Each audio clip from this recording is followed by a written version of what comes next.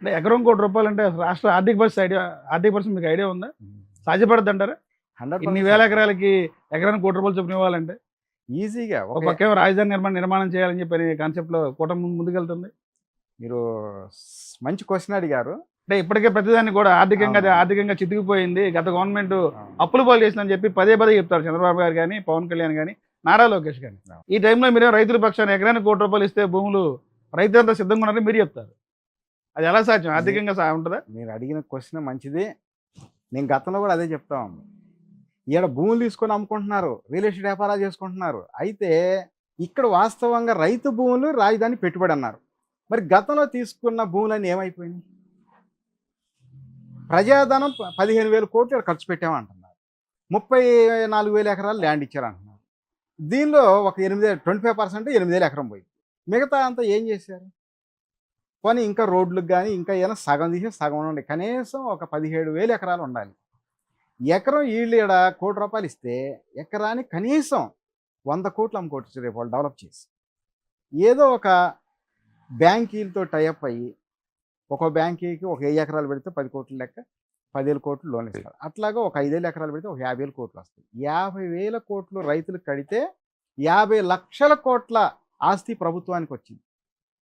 నేను ఎందుకే చెప్పాను గతంలో కూడా మేము మన ప్రెస్ వాళ్ళతో చెప్పాం, ఏమండి మీకేమైనా డౌట్ ఉంటే మేము సలహా ఇస్తాం. మీకు ప్రత్యక్షంగా తీసుకోవడానికి ఇబ్బంది అయితే పరోక్షంగానే ఇస్తామని చెప్పాం సలహా గవర్నమెంట్కి. ఈ విధంగా డెవలప్ అయ్యిద్ది. ఇక్కడ డెవలప్ అవ్వటం ఏడు రైతులే కాదు, రాష్ట్రం అంతా కూడా డెవలప్ అయ్యే అవకాశం ఉంది. మళ్ళీ గవర్నమెంట్ వచ్చిందని చెప్పుకొని నేను పదే చెప్పడం జరిగింది. ఇప్పుడు అతను 3 రాజధాని అంటాం కూడా ఇక్కడ లాస్ట్ పోవడం అది అమరావతి అని పేరు పెట్టారు.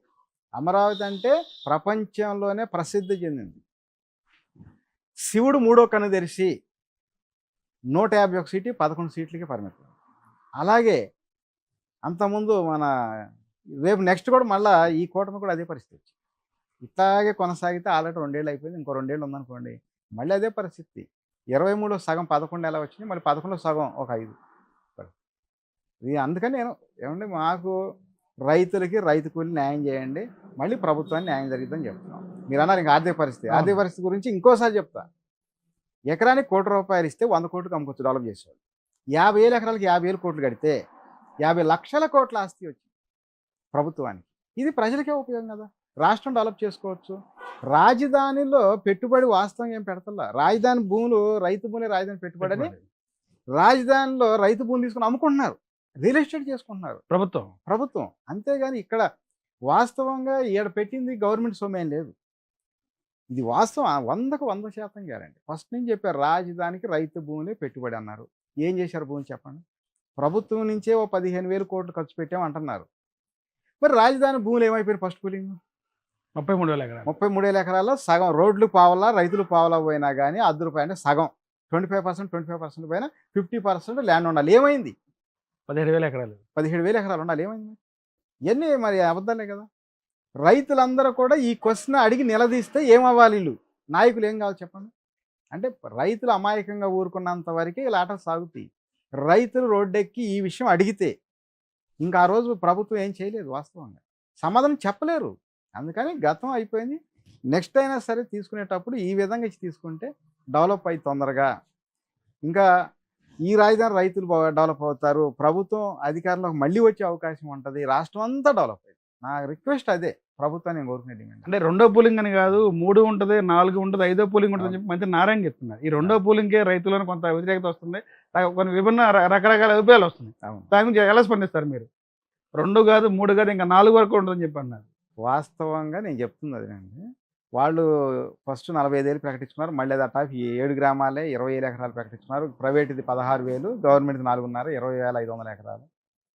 మళ్ళీ ఇప్పుడు మాస్టర్ ప్లాన్లోనేమో ఒక 50 ఊళ్ళు 70 గ్రామాలు 50 గ్రామాలు 70 గ్రామాలు 1,70,000 ఎకరాలు అంటున్నారు. ఈ 1,70,000 ఎకరాలు తీసుకుంటే ఫస్ట్ పూలింగ్ వాళ్ళకి రేటు తగ్గిపోయింది వాస్తవంగా. అయితే ఈ మళ్ళీ ఇబ్బందులు వస్తాయి. అందుకని చెప్పి డబ్బులు ఇచ్చి తీసుకున్నట్లయితే డెవలప్మెంట్ తొందరగా అయింది. ఒక్కళ్ళే ఇప్పుడు 1,00,000 మంది భోజనాలు వండి ఒక్కళ్ళు వడ్డీయాలంటే ఎప్పటికైందండి? అట్లాగే ఈ గవర్నమెంట్ తీసుకొని ఎప్పుడు ఆయన ఒక్క డెవలప్ చేయాలంటే అవ్వదు. కాబట్టి ఒక్కొక్క 100 ఎకరాలు ఒక్కొక్క కంపెనీకి ఇచ్చేస్తే ఒక 100 కంపెనీలకు 100 10,000 ఎకరాలు ఇచ్చాడు అనుకోండి, వాళ్ళు డబ్బులు ఇస్తారు, తలా 100 ఎకరాలు అంటే 6 నెలలు సంవత్సరంలోపే డెవలప్ చేసేస్తారు. అలాగా ఈ 1,70,000 ఎకరాలు తీసుకున్నా కూడా ఒక 2-3 వేలు కంపెనీలకి మాట్లాడుకొని తలా ఒక 100 ఎకరాలు ఇచ్చేసేస్తే వాళ్ళు డెవలప్ చేసి అప్పచెబుతారు. సంవత్సరం తిరిగి రాతలకే సుమ్ గరగర అన్నట్టు డెవలప్ అయిపోయి. ఇది 100కు 100%. వీళ్ళు 170,000 ఎకరాలకి 170,000 కోట్లు అవ్వచ్చు, 170,000 కోట్లు అవ్వచ్చు, 170,000 లక్షల కోట్ల ఆస్తి ప్రభుత్వానికి వచ్చింది. ఇది 100% రూపాయి పెడితే 100 రూపాయలు. అలాంటప్పుడు ఇంక వాళ్ళకి లాసు బాధ ఎందుకని చెప్పండి. అంటే రైతులు బాగుపడతాం ఇష్టం లేదా? అంటే వాళ్ళ భూములు కాదు కానీ వాళ్ళు డెవలప్ కాకూడదు, రైతు కూలీలు డెవలప్ కాకూడదు, ప్రజలు డెవలప్ కాకూడదు. ఓన్లీ నాయకులు మాత్రమే, నాయకులు 2 కుటుంబాలు 3 కుటుంబాలు వీళ్ళే బాగుపడాలి. ఎవరా 2-3 కుటుంబాలు? ఇక తెలియదు కదా మీకు. వాస్తవం చెప్పాలంటే నారా చంద్రబాబు నాయుడు గారి కుటుంబం, జగన్ గారి కుటుంబం, ఇంకో కుటుంబం వచ్చింది కొత్తగా, మా పవన్ కళ్యాణ్ గారి కుటుంబం. వీళ్ళు ముగ్గురే కదా, ఇంకేమైనా ఉన్నారా? వాస్తవాలండి. ఇప్పుడు నేను అంటుంది ఏంది, వాళ్ళు ప్యాకేజీ కోసం ఈ రాజధానిలో భూములు తీసుకొని అమ్ముకుంటున్నారు తప్పితే వాళ్ళు డెవలప్మెంట్ దిశగా ఇక్కడ అసలు ఎట్టి పరిస్థితులు కూడా చేయటం. నేను కోరుకుంటుంది అదే. నేను గుండె రగిలిపోయి మనసు బాధేసి పార్టీ స్థాపించి ఒక సాధారణ పేద రైతు కుటుంబం నుంచి వచ్చి నేను ఈ రకంగా కష్టపడుతున్నానంటే పేదల కోసం, రైతులు రైతు కూలీల కోసం. ఇందుకే వీళ్ళు ఎందుకు ఇంత అన్యాయం చేస్తున్నారు? వాళ్ళు పాపం 3 కుటుంబాలు ఈ రకంగా అన్యాయం చేయడం కరెక్ట్ కాదు కదా. మెయిన్ వీళ్ళిద్దరే, జగన్ గారి కుటుంబం 3 రాజధానులు అన్నాయి, లేకపోతే మన చంద్రబాబు నాయుడు గారి కుటుంబం పూలింగ్ అని తీసుకొని మళ్ళీ కూటమి ఏర్పాటు గెలుచుకొని ఆయనకుంది ఒక్కొక్క బిడ్డ. వాళ్ళకి ఎంత కావాలి చెప్పండి? ఇంత ల్యాండ్ తీసుకుని వాళ్ళే అమ్ముకోవాలా? అలాంటప్పుడు ఏంటంటే మనం 100 రూపాయలు తీసుకున్నప్పుడు ₹1 రైతుకి ఇస్తే నష్టం ఏమని చెప్పండి? 100 కోట్లు అమ్ముకుంటారు వీళ్ళు డెవలప్ చేసి. ₹1 లెక్క ప్రజలకు ఇవ్వాలని చెప్పి నేను పదే రిక్వెస్ట్గా ప్రభుత్వాన్ని కోరుకుంటున్నాను. డిమాండ్గా కూడా రిలే నిరసన దీక్ష చేశారు 210 రోజుల నుంచి. సార్ ఇప్పుడు మాస్టర్ ప్లాన్ రెండో విడత అని చెప్పి దాదాపు 70 గ్రామాలు విస్తరిస్తుంది. దీని గురించి మీ పార్టీ స్టాండ్ ఏంటి? ఏం చెప్తారు మీరు? ఫస్ట్లో రాజధాని అనేది వెలగపూడి అన్నారు, తుళ్ళూరు అన్నారు, తర్వాత ఇప్పుడు చూస్తే ఇంకా అంచులంచులుగా పెరుక్కుంటూ వెళ్తుంది. అవునవును. దాదాపు 70 గ్రామాలకు విస్తరిస్తుంది మళ్ళీ. ఇప్పుడు అవును. 1.77 లక్షల ఎకరాల్లో అమరావతి రాజధాని నిర్మాణం చేస్తాం, ప్రైవేట్ భాగస్వామ్యం అంటారు. ప్రైవేట్ భాగస్వామ్యంతో డెవలప్ చేస్తూ ఉంటారు. అవును. ఏం చెప్తారు దాని మీద మీ కామెంట్? అచ్చంగా ప్రైవేటు ఫరం అంటే చెప్పాక 100 ఎకరాలు ఒక కంపెనీకి ఇచ్చి ఒక ఏ కంపెనీని తీసుకొచ్చి ఇలా ఇవ్వటం కరెక్టే.